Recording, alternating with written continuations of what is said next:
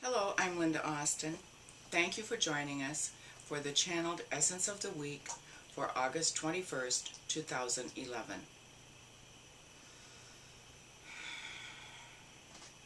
I am the light. The light is surrounding me. The light is transforming me. The light is protecting me.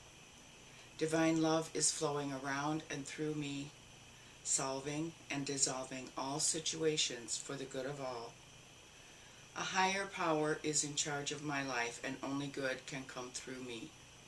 My mind is open, my heart is receptive, and miracles are happening right now. I consciously choose to raise my vibration to a place of truth and light. Yes, well, the channel has chosen this week to speak on a subject that we would say there are few experts in your society on this subject, and that is the subject of receiving. You can find many people who will speak to you about the subject of giving, how you should feel about giving, how much you should give, when you should give, what you should give, to whom should you give it. And yet there is very little conversation, about the receiving or the recipient. And so we choose to point out to you that whenever we have spoken to in the past, we invariably, again and again, come back to the subject of balance. And so just as there is balance in all things, there is balance in giving and receiving. We have said it is impossible for you to live by only breathing out. You have to breathe in at some point. And so those of you who feel that you can live your lives only giving, you're going to give of yourself, you're going to give everything, have kind of made a mistake here. We would say that you're out of balance, because one cannot truly appreciate giving unless one understands how to receive. If you don't know how to receive something, then most of your giving is missing something. Because you need to know what the other person is experiencing. You need to know what it feels like to receive. If you are giving of your abundance, you need to know what it feels like to be in want. The channel's father, had a saying that no amount is so small that it cannot be divided to share. And that is true. But he was a man who was infinitely acquainted with having nothing and understanding that even a small amount shared is a great blessing to the person who has nothing. And so why is it so difficult for you to receive? Well, somewhere along the line, you were given the idea that to receive something implies that you have somehow failed. You haven't been able to take care of yourself, or you are needy, or you are greedy, that you should always have what you need, and you should have it quite literally by the sweat of your brow.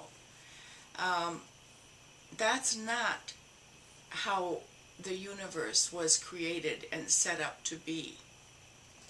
It was meant for you to experience abundance and yet to understand need. To understand that the person who receives is just as great a teacher as the person who gives. To receive a blessing is a blessing for you and for the person who gives to you. If you are all here with the same purpose, which is to be a physical manifestation of love, then how do you manifest love in the act of receiving? It is the simple act of gratitude, thank you, and of understanding that the person who is giving to you is giving from their abundance, from their joy, from their love, from their heart. That's the perfect balance between giving and receiving. We have said many times that when you give with joy. Don't give because you're supposed to. Don't give because you feel guilty if you don't. Give because your life is so full and so joyful that you want others to have a joyful experience also. Because you remember what it was like to have less than a joyful life. And the person who receives can then give back the blessing by acknowledging that the giver is coming from a joyful and loving place. It's a contract between the two of you where neither is lesser than the other. One has, one doesn't. It's not who's right, who's wrong, who's better, who's worse.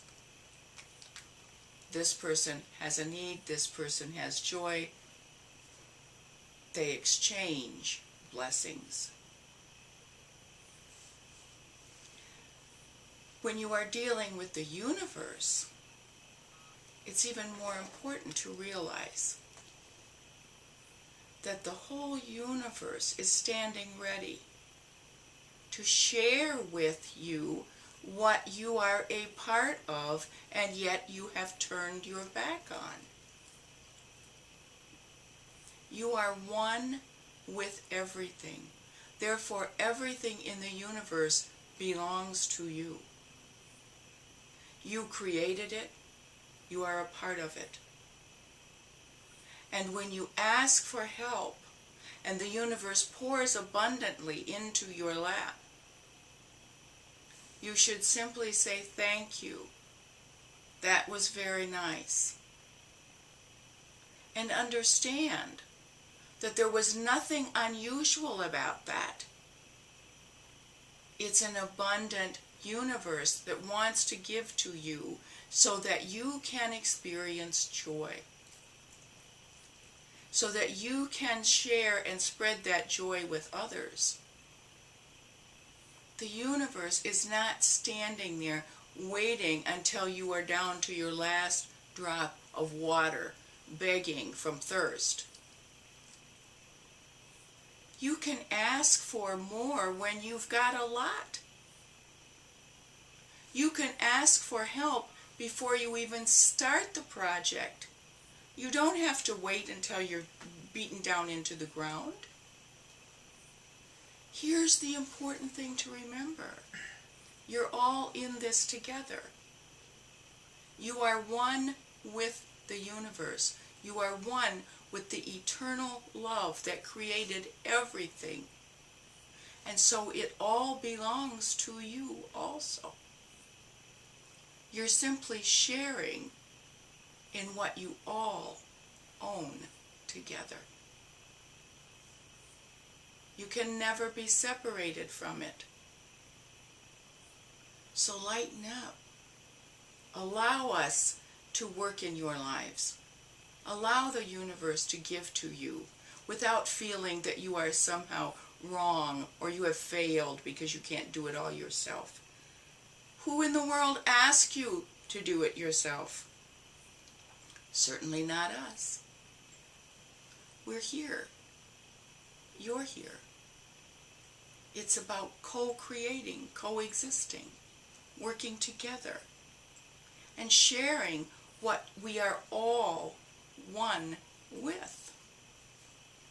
Yes, we will close.